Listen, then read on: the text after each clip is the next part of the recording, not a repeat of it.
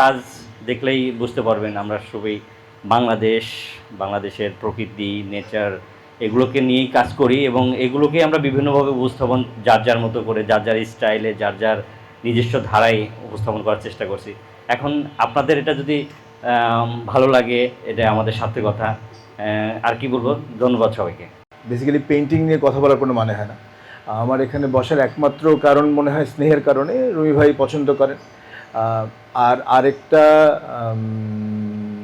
The only criteria or the qualification that I have is চারুকলার করিডোরে হাঁটাহাঁটি করা। তো সেটা করি গত আই উড সে 32 বছর ধরে।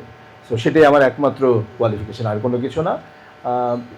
এইখানে ইলুশনে আজকে প্রথম আসা, খুবই সুন্দর গ্যালারি। আর G7 যেটা বললেন রুমি ভাই, আমার কাছে আসলেই মনে হয় যে শিল্পের শক্তি দিয়ে এই 7 জন আর্টিস্ট, আসলে নামটা খুবই সুন্দর হয়েছে G7।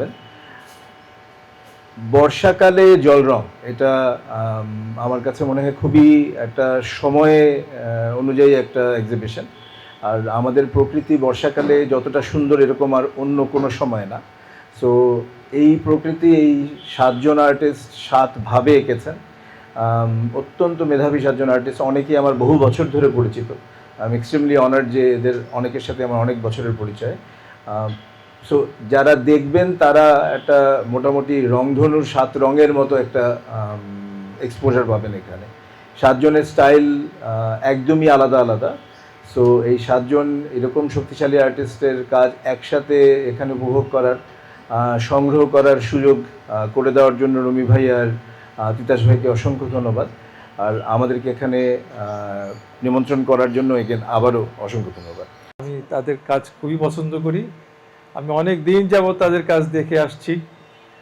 তো যাই হোক, তারপরে ওদের এক্সপিরিয়েন্সও আমি নিয়েছি অনেকের সাথে বসে।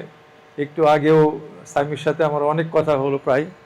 তো আমি আসলে ছবি আঁকি এবং সেই অর্থে আমি ছবির বিশ্লেষক নই। আমি বিশ্লেষণ করব সেই দক্ষতা এবং সেই সাহস আমার নেই। তো দীর্ঘদিন যাবৎ ছবি আঁকি এবং আমার বয়সটা একটু বেশি, যার জন্য বোধহয় আমাদের রুমি ভাই আমাকে এখানে ডেকেছেন। তা আমি এর জন্য অসম্ভব কৃতজ্ঞ এবং আমার স্নেহাশিস এবং আমার খুব প্রিয় ভাজন গীতাঙ্ক দেবদত্ত, এবং উনি বললেন 32 বছর যাবৎ এই অঙ্গনে ওনার চলাফেরা, আর আমি বোধহয় 32 বছরের উপরে হয়ে গেল ছবি টবি আঁকি। তো যাই হোক, সেটা না। তো গীতাঙ্ক, আমি দেখি যে ও এত ইনফরমেশন রাখে যেটা আমিও রাখি না, মানে এটা একটা বড় প্লাস। হ্যাঁ, এটার জন্য তোমাকে ধন্যবাদ, আপনাকে ধন্যবাদ। এবং রুমি ভাইয়ের শিল্পাঙ্গন একটা আমার কাছে কি বলবো, একটা মেমোরেবল একটা নাম, শিল্পাঙ্গন। এবং এখানে যে আমার কত মেমোরি আছে, কত কি যে আছে, এটা আমি বলে শেষ করতে পারবো না দাঁড়িয়ে। সেই কি বলবো, সময়ও নেই, সেটা বলাও দুর্বোধ্য।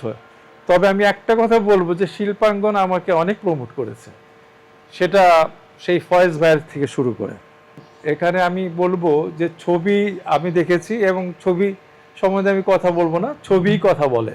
অ্যাকচুয়ালি আপনারা যারা এসছেন সবাই ভালো বোঝেন, ভালো, আপনাদের কনসেপ্ট ভালো, আপনাদের অভিজ্ঞতা ভালো।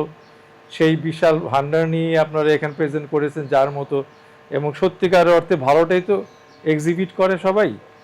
সবাই সেই চেষ্টাটাই ছিলেন এবং সেটা সাকসেসফুলি আমি মনে করি সেটা ভালো হয়েছে। এবং ওয়াটার কালারটা এমন একটা জিনিস যেটা সত্যিকারে স্বতঃস্ফূর্তভাবে আসে। এখানে খুব কনসিয়াসলি অনেক কিছু হয় না অনেক ক্ষেত্রে, কিন্তু আনকনসিয়াসলি এটা খুব সুন্দর একটা এফেক্ট দেয়।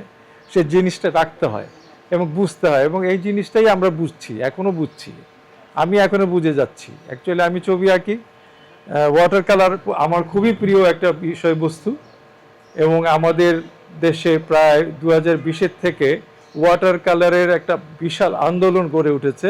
আমি বলবো যে এটা এখনও বহমান এবং ভবিষ্যতে বহমান থাকবে, এবং এই আশা ব্যক্ত করে আমি আজকের প্রদর্শনী উদ্বোধন ঘোষণা করছি।